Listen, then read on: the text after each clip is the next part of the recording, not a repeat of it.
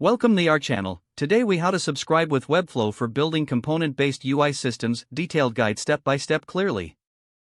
To begin, visit the Webflow website.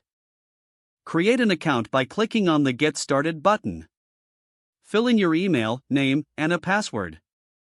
Confirm your email address through the link sent to your inbox.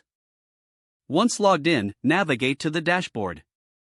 Click on New Project to start a fresh design. Choose a template or select a blank canvas. Once in the designer, familiarize yourself with the interface. Locate the Components panel on the left sidebar. Explore built-in components like buttons, forms, and navigation bars. Drag and drop the components onto your canvas.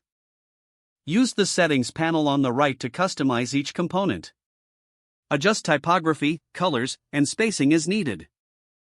Utilize the Interactions panel to add dynamic behaviors. Preview your design by clicking on the eye icon at the top. To add custom components, create a new symbol. Select multiple elements and click Create Symbol in the settings. Name your new symbol for easy management. Save your project regularly to avoid losing any changes. Once satisfied, click on the Publish button to make your site live. Share the project link with collaborators for feedback.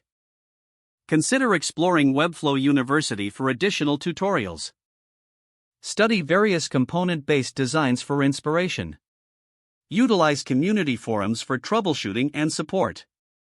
Continue to iterate on your design based on user feedback.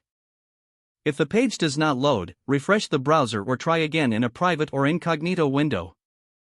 Make sure you are using the correct email address, then retype it carefully to avoid small typos.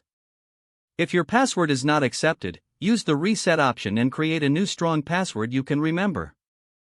Check your spam folder for verification or security emails, then complete any requested confirmation steps. Don't forget to like this video and subscribe to our channel for more step-by-step tech guides.